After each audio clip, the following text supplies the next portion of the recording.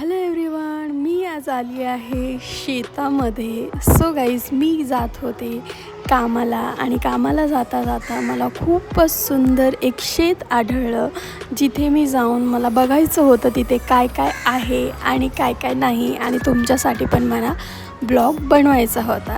So guys, आपण पुढे बघणार आहात खूप काही, तर माझ्या व्हिडिओमध्ये कंटिन्यू राहा. सो गाईज, फर्स्ट मला भेटले जांभळं, जे की मी इन्स्टावर व्हिडिओ टाकले होते काही दिवसापूर्वी, बट ते इथले नव्हते, ते दुसऱ्या झाडाचे होते.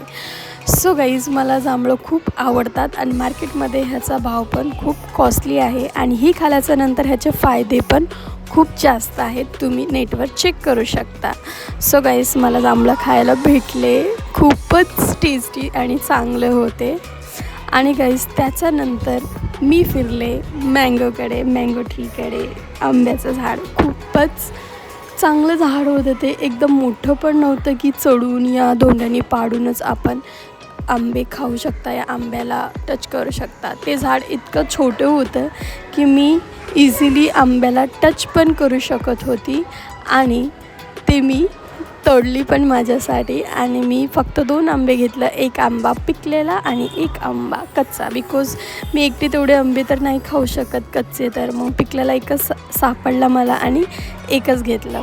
तर गाईज, इकडला वेदर इतका सुंदर होता ना, भले शेतामध्ये पेरलं नव्हतं, बट पावसासारखं हे झालेलं, पाऊस येणार असा वेदर झालेला तिकडे. आणि आंब्याला टच करून खाणार होती, बट नको, कोणाचे आंबे कशाला वेस्ट करायचे, बिकॉज ते शेत माझं नव्हतं, या माझ्या फ्रेंडचं नव्हतं, या कोणाचं नव्हतं. असं कॅज्युअली मी सडनली कोणाच्या तर शेतामध्ये गेले, बिकॉज मला खूपच आवडलं होतं, आणि जांभळाचं झाड आणि आंब्याचं झाड मला दिसत होतं, म्हणून मी तिकडे गेली. आणि हे माझे फेवरेट फ्लावर्स पण, इतके फ्लावर्स होते तिकडे, ओ माय गॉड, खूप सारे फ्लावर्स होते. ते पण मी तुमच्यासाठी व्हिडिओमध्ये बनवलं. सो गाईज, मी गेले नदीला, बट नदीला पाणीच नव्हतं. तर काय, ठीक आहे, उन्हाळा आहे ना, म्हणून नदीमध्ये पाणी नव्हतं, बट पावसाळ्यामध्ये मी नक्की इकडे येणार, आणि ही नदी पावसाळ्यामध्ये कशी दिसणार तुमच्यासाठी मी ब्लॉग बनवणार. सो गाईज, फक्त आम्हाला एक शेती दिसली होती जी हिरवीगार होती. तर मी त्या शेतकऱ्याला विचारलं, काका तुमची शेती हिरवीगार आहे? तर त्यांनी बोलला, बाई मी पाणी देतो शेतींना, म्हणून एवढीच हिरवीगार आहे म्हणून. सो गाईज, इथे पण जांभळाचं झाड पाहायला भेटलं, बट इथले जांभळं खूपच छोटे छोटे होते, म्हणून मी ते तोडू नाही शकले. बट दिसायला खूपच चांगले दिसत होते आणि खूपच मस्त होते. एक मी ट्राय पण केलेले, गोड गोड होते, बट खूपच छोटे होते. सो गाईज, त्याच्यानंतर मी गेली गायच्या गोट्यामध्ये. सो गाईचा गोटा खूपच चांगला होता, आणि तिथल्या गाया पण खूपच मस्त. गाय एकच होती, म्हशी होत्या तिकडे, पण मी ही लहानपणी सर्व बघितलेलं, तर मला लहानपणाची खूपच आठवण आली. आणि लहानपणी आम्ही खूपच शेतीला जायचो. भले आमच्या गावामध्ये आमची शेत नव्हती, पण दुसऱ्यांच्या शेतात जाऊन उसं, बोरं, जांभं खूप काही आणायचो खाण्यासाठी, लहान लहान मुळं जाऊन.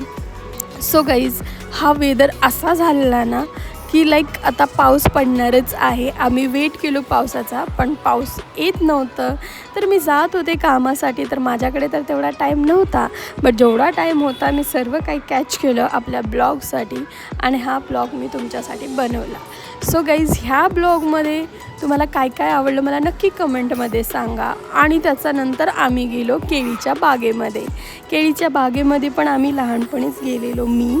सो आम्ही कपडे धुवायला जायचो नदीला, आणि तिथे केळीचा बॅग राहायचा, आणि त्या बागेमधून आम्ही धुणं धुतल्याच्या नंतर केळी घेऊन घरी यायचं, जे की पूर्ण फॅमिली खायचं, इतकी केळं आणायचो, 1-2 नाही.